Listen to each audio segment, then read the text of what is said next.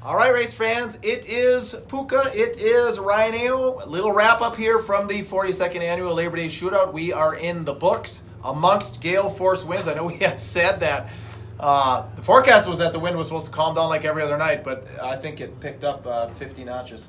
Well, I'm glad they didn't race at 3, right? Oh, man, yeah. Can you imagine with all this wind today, starting at 3 o'clock, it would have been a disaster. I mean, Had a complete show with yeah, everybody. so for the most part, the racing was pretty good. It locked down in the late models, but I mean, they were discussing, it's like, do we farm it or do we let it go and hopefully they can keep it going wide enough, long enough, and that's a tough call because if you farm it with one race to go, everybody's pissed. I mean, it's 45 minutes, you're stuck there, right? So they're kind of damned if they do, damned if they don't type deal. And, it was kind of basically about 15 laps of racing, and then it's locked down in rubber. And like Pat Dorsett in Victory Lane, he's like, you got gale force winds going out there. I mean, there ain't a track prep crew in the country that can stop the wind, So, I mean, but all in all, I mean, what time is it? About 11 o'clock? Yeah, so 11 o'clock. Quarter to, I'd say, probably, and at least maybe 10:30. Yeah, you did some interviews. Overall, a great program. Two days back to back. I like the new format because things go quicker. They're not here for 8 hours, so had a heck of a lot of fun. Yeah. Well, getting back to the winds, I've been coming here for 35 years. I've never seen dust from the entryway to the track or even just the midsection just blowing. I mean, it's like a blizzard in the winter with this, and in the pits. I mean, you could just see because the haulers had the lights on. So I don't know what he could feel the car faster down the front straight than the back. He said you could feel the wind pushing you. So I mean, it must be a 25, 30 mile an hour. I don't know. Sustained too. It's not gusting. It's probably 25 or so sustained. But it looks to me, I mean, the way it sounds, there's got to be gusts of 35, 40. I mean, it's crazy, but. There was some great racing. Oh, yeah. We all started out with the pure stock. Yeah. Is that where you want to start? Yeah, we'll start there. We kind of had the idea. I didn't have the idea. My buddy John from Dirt Race Central did it with Sabraski a while back, and then actually Mike Mackey texted me from Domino's Pizza. He said, "Hey, here's the deal. I'll throw $50 in and start this thing going off if Chad Finkbone will start last and win." And we prodded him a little bit before the races. He took the challenge, and I didn't think he was going to get it. I mean, he got to second. There was a yellow, and he's like, I screwed up on the start. He goes, I didn't. He goes, I loaded it up. I didn't get quite the start I wanted. Yeah, it was bad. Baumgartner got the lead. I'm like, oh, that's not good. And he caught him, diamonded it, and beat him. I don't know what you might know what it was. I couldn't hear it, but it was like close. It was half a car at the line. The place went crazy, and Chad's my buddy. I'm like, Chad, I've never heard anybody cheer for you and you win. You do it all the time. Like, nobody cheers for you. I said, but the whole place erupted when he passed him for the lead because it's something different. It was cool. The crowd got a show, so that was pretty awesome. I don't think I would have watched 5 laps of that race. It would have been time to go, get a beer or something, and I watched the whole race. And, like I said, that restart, he caught him, restart, bad restart, but, reeled him back in and then got him at the line, just like the late model race last night. Vessel didn't get him, but it came right down to the wire. And you could see a lot of emotion in Victory Lane. He was pumped. He was up on the car. So great race there. Another great race. Well, let's go to the Midwest Miles. Let's just go right up the scale. Well, we got to go Hornets. We got to go Hornets. I mean, that was good. It was side by side. Yeah. It was Aaron Reimers, AJ House battling it out, swapping the lead, and they got together. I looked like Reimers kind of doored him a little bit, took the lead. They both went up the track. Chaston Finkbone got the lead, and then both them guys got him back there a little quicker. And Reimers actually said, he goes, I won, but kind of feel a little bit bad. I doored him a little bit much, so I'm sure they talked down in the pits. But it was exciting. I mean, there was many laps side by side, and we're talking pure stocks and Hornets, right? I'm talking last night. I'm like, well, let's just drop these 2 classes. There ain't no car. We'll get rid of them. We'll just go back to 4. But both of them races was entertaining for the crowd. It was good stuff. Yeah. And then the Midwest Miles, a little bit of a caution fest. Well, what happened there? It was freshly farmed track. And usually when they farm the track, they kind of grade, it kind of gets marbly, and they were slipping and sliding and all over the track, and it was a bad deal. But again, I mean, it's the SD show. I mean, Max won a couple of them, but between Skeeter and Mac, they just win Labor Day shootouts. It's like, what do you guys do? We win Labor Day shootouts. That's what we do. And they got another one there. Skeeter, Tyler Vernon looked good. Yeah, Tyler Vernon did look good. Yeah, in second, right? Yeah, he got second. Yeah, ahead of Tyler Kittner. Right. Yeah. So he did in the 40 car. Absolutely. Supers, fantastic, and you knew it, right away. Even with that early restart, you knew from the starting grid. Maybe you saw that, but after that first restart, you got Burdick up there, you got Sabraski up there, you got Myers up there, you even had Scotty Lawrence up there, Darren Murado, Murado, a long time. I don't even know where he finished. I think he rolled up into the top. Yeah, five. he was right in that area there. Yeah, I'm on the 36 car. Right All right, yeah, look that up. So so a lot of national champions right off the pin there. Burdick took command, but Sabraski did challenge fourth. Okay, Fourth. yeah. So it was one of those deals where, first off, just Sabraski, Burdick were the class of the field. Then a straightaway or so behind them was Myers, but then kind of a straightaway behind him was everybody else. Right, so those three definitely have their stuff together. But that racing got good. Like we were kind of texting back and forth through the Midwest mods going, oh my goodness, like this race is a train wreck. Yeah. But it started to widen out. It did. And what was interesting is Burdick was leading the race, right? And he'd go high. Let me get this right. He was going high down there in 3 and 4. Sabraski would roll right to the bottom. Burdick would then roll to the bottom of 1 and 2. Sabraski would go to the top. So they were going opposite. There was 2 distinct lanes of racing in that super stock race. It was close at the line. Burdick, another Labor Day shootout win. Sabraski second. But a solid run, of course, for the 7A. But I think what's really cool about it is Burdick had a tough weekend, right? Bringing it back to Friday night in Grand Rapids, his in-laws, Bill and Carrie Mansdorf, got in a terrible car accident. Both of them got airlifted. And Bill's in pretty tough shape. Carrie is too. So they were both. Kevin was struggling. He's like, I don't even think I'm gonna come. Like he wasn't gonna come to the Labor Day shootout. And Carrie said, no, you're going to the Labor Day shootout, right? They're a racing family, and he didn't really want to go. And it was really cool that he got that win. And one of their friends had a Bill Mansdorf jacket down in Victory Lane for a photo. So that's kind of I think that's a win for Bill and Carrie Mansdorf is what that is. Yeah, and that race gets my vote for the best race of the night. Right. That super stock feature. All right, on to the modifieds. And this one, I guess what kind of sticks out for me is, Sabraski started on the pin, and Shane Sabraski does what Shane Sabraski does, especially when he's on the pin, right? But the battle for that third, fourth, fifth was a tough one between Kopp. We had Dwayne Dale up there. Johnny Broking showed his face. Esty was there.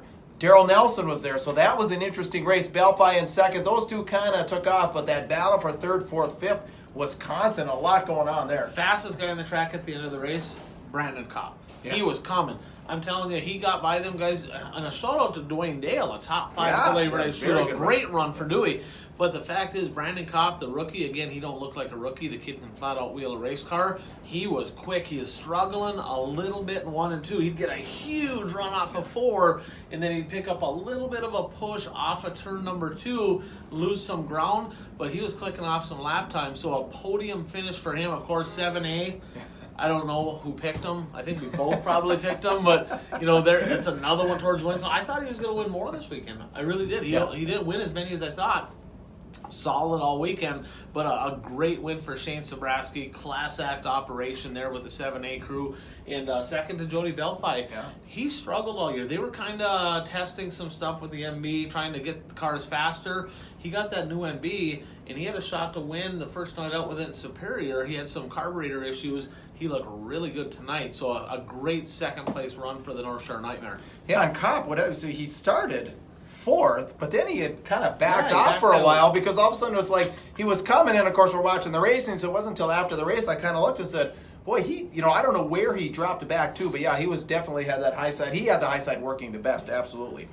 All right, on to the late models. The event that we just wrapped up here. We wrapped up the event. We wrapped up a weird, unique bonus format for the race, and then we wrapped up the mini-series. Where do you want to start there? Well, first of all, Pat Dorr, broke my heart yesterday because I thought I had the most Labor Day wins. Clearly I did not. I think there's a couple guys ahead of me now. So it is what it is. But Pat Dorr, first guy to hit double digits in wins at the Labor Day shootout. He's a great guy. I've liked Pat. Pat's a hell of a good race car driver, and he's never doubled up on Labor Day weekend before. First time he doubled up, and he's got 10 of them. So just awesome to see the Double One Express double up at the Labor Day shootout. And honestly, he was a little frustrated yesterday because Nancy wanted to get down in Victory Lane. Security was just doing their job. They're like, I don't know who this lady is. We're not letting her down there. And he stopped right in front of the track. He's like, revved it up. He's like, no, she's coming over here. So it was cool. That's why he won tonight. He's like, she didn't get to go down in Victory Lane. Bull crap, right? Like, literally, I'm going to win again. She is coming in Victory Lane. So it's pretty cool to have her down there. Great run by Pat Dorr. Yeah, and so this is 3 years in a row for Pat, winning in 18, 19, and then sweeping 4 of the last 6 features. Yeah, absolutely. Now, Pat's a guy that we've talked about on the power rankings. He didn't have the strongest August. He ran well and he didn't have a strong August. Well, he's starting off September with a hell of a bang. Yeah, there's a couple people. Let's talk next about Jeffrey Massengill. Hell of a weekend. First at Ashland.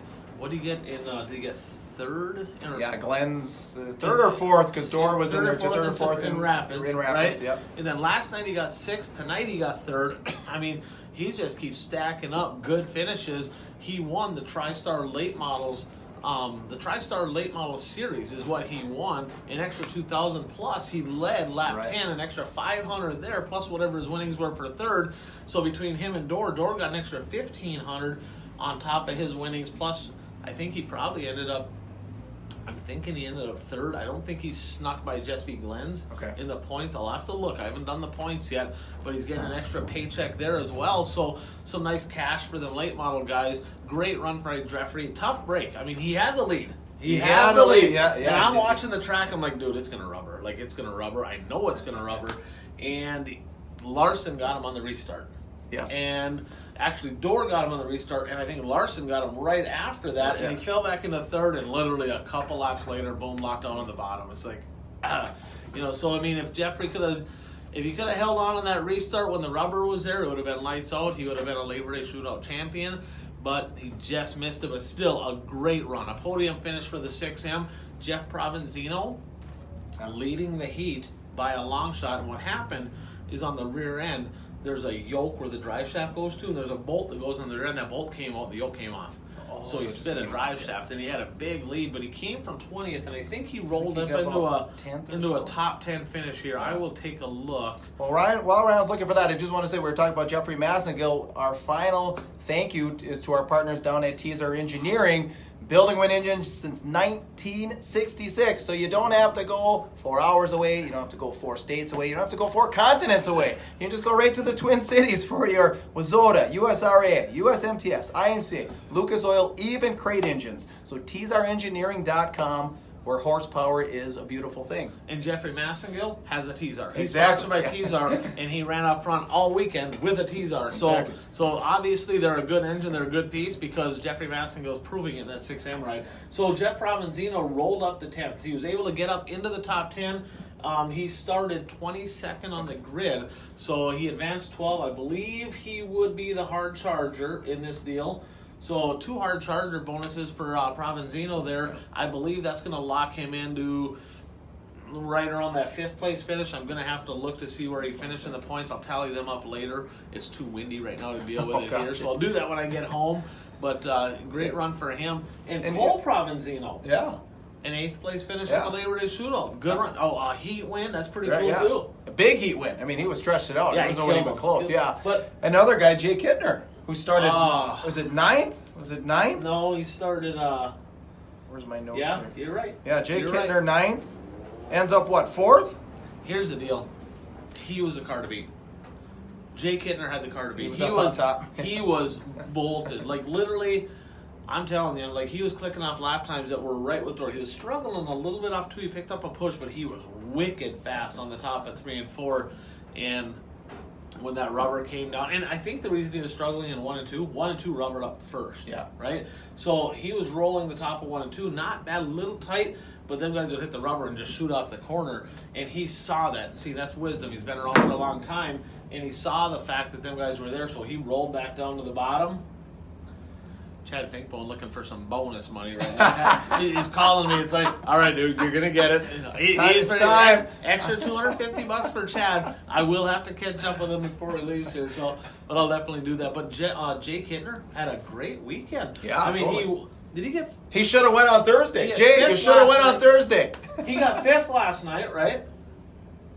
Right around there, yeah. Yeah, so he got 5th last night. I think, he got 5th because it was right behind Waller's got 4th. Yeah. So he got 5th last night, he got 4th tonight, and he won in Grand Rapids. That's 3 top 5 finishes over Labor Day weekend for the 24J, who the last couple of years, he just wasn't very good. I mean, in fact, he wasn't very good, and he was kind of, it's like, I don't even care if he races anymore, but nice dimples.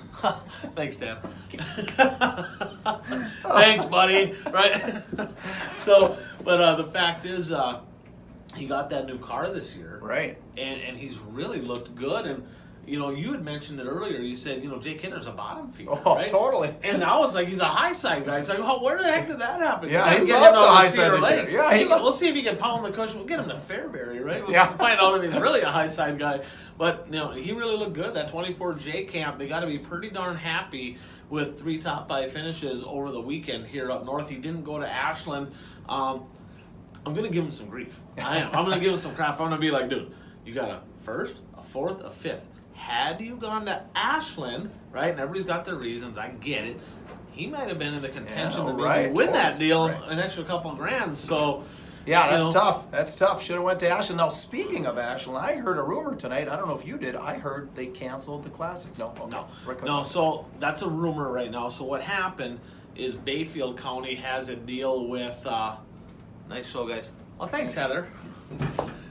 That's your better looking half there. Way better. Yeah, way better looking half for sure. So Bayfield County in Wisconsin, they have like a 90-day deal, 100 people maximum at a deal, and people were assuming that the ABC Raceway was in Bayfield County. And the ABC Raceway is in Ashland County. So for all you Red Clay Classic fans, it's on. Okay. Red Clay Classic is still good to go. Fill your coolers. In fact, get over to the bottle shop, right, and fill your coolers full of beer so you can head to the Red Clay because it's a hell of a lot of fun.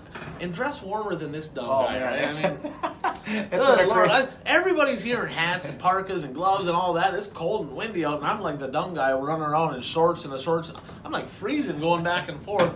First place I'm going after this is right to my car to get my hoodie. So Well, and you know what? So if that is in Bayfield County, is that where the Apple Fest is? There might be a lot of hotel rooms that are now available because that Apple Fest is probably canceled. That's an issue because the Bayfield Apple Festival is a huge deal over in Bayfield, Wisconsin. Yeah. So if I don't want to assume nothing. I guess you'll have to look it up online, but yeah, if you're looking for an outside deal. I don't really know. I mean, they got all these booths and stuff. It's all outside. Okay. So maybe. I hope it's not canceled. Yeah. I mean, we're in the cancel culture. I'm really glad they didn't cancel anything this weekend. We got all of our racing. We got to be careful. We're going to get canceled pretty soon. So, well, just my final note. Like I said, Pat Dorr 10 wins. Skeeter Esty bumped up to 9 wins now on the weekend. So congratulations to Skeeter. And of course, Skeeter just raced a very limited schedule this year. I mean, gosh, does he have 10 shows? I don't know. Not many. Yeah. He doesn't have many. He's a hell of a wheel man. He's another guy just laid back. Yeah. Just laid back. It's like he reminds me of Buzzy. He's kind of got that same attitude as Buzzy. Just kind of laid back, whole hum. Kind of a tall, skinny guy, just like him. Yeah, good looking. Can drive a race car. Yeah. He can drive a race car for sure. All right. Well, I think that's about all I have as a wrap. Anything else from you? No. I think I talked to the fans. They were super pleased with everything. You can't control the wind, but and we were talking. Should we do autocar introductions tonight? It would have been terrible. Hats off to the Hibbing Raceway for making a great decision in gale force winds to say no, we're not doing the autocar introduction tonight. So I think they had a lot of wisdom there. Plus, I don't know if you can hear that race. Yeah, it's crazy windy. So they were super happy with the Revenge redraw. They were super happy with the autocar introductions. They were super happy with the shorter program, right? They were super happy that people got to visit. So all of that stuff was good. And I'm just. And the other thing that they did in the late model feature, when it lockdown took rubber, there was a yellow, right? Jake called over the headset and he said, single file. Because normally it's double file. Okay. And that's just called, that's smart thinking right there, because when it rubbers up, you go double file, the guy on the outside screwed, they're going to go back 6 spots. So hats off again to the Hibbing Raceway for recognizing that and saying, you know what, we're going to go single file. It is what it is. Sorry, guys, but we're going to get you in line. Okay, that's very interesting because I had that on lap 18. Yeah. And normally it's like past the halfway point, right? And I'm like, well, maybe I got my laps. So I said we were keeping track of the laps because, of course, the $500 bonus lap 10 leader, $500 lap 20, etc. So I was like, oh, I must have missed it or whatever. So okay, so I Yeah. agree. A totally great call. Yeah, because it's just not fair. Right. I mean, And I actually sat there and it's like I didn't have any control. I'm just the guy with the mic in my hand, right? And I'm thinking to myself, and I'm like, man, I hope they go single file. Bam, they go single file. I'm like, good call, guys, good call. So all in all, I mean, this has been a really good weekend. This has been one of the best Labor Day shootouts ever. I mean, like I said, same thing. Like when we were walking, remember we were walking down, like talking to people. Oh, it was great. I loved it. This is so the format, I hope, is here to stay. I don't know necessarily everyone on that side of the racing is happy. I don't. Maybe they are, maybe they're not. But I know. That's 90. never the case. You can't. The only way to make a race car driver happy is hand him some money and tell him he won. That's it. There's no other, nobody. That's give him a big victory lane celebration. So Get the confetti out. Trust me, if Marcus is watching this, he knows. He was on the board too. So I'd say most of the racers are pretty happy. The fact is, I mean, there's always somebody that's going to grumble, but I talked to a lot of people and they were pretty happy with the whole program. I mean, I think they really did a bang up job, and we miss the Canadians. Canadian fans, if you're watching the show, we miss you, right? Absolutely. And, we definitely are looking forward to having you guys back here because the Labor Day shootout was great, but it's not the Labor Day shootout with all of our friends from the north. Right. Whether that's from the Thunder Bay area or from the Emo area or wherever it may be, the cars that come down, the fans that come with. I mean, I got a lot of great friends that we missed. Hopefully they got to watch the show on Dirt Race Central. But all this nonsense is going to be done next year, and we're looking forward to having you back here at the Hibbing Raceway. Yeah, we're looking, and you'll love the new format. Like I said, everyone seems on this side of the track, the fan side. We're pretty happy. So, all right, well, I think that just about wraps it up. So, like I said, 42nd annual Labor Day Shootout is in the books. Thanks you to all of our advertisers who were sponsors who came out and helped us through the weekend, and thank you to everyone here at the Hibbing Raceway for everything you've done. And like I said, great job. And I guess that's it. We will catch you all on The One to Go show that we'll be doing this week. We'll see you all then.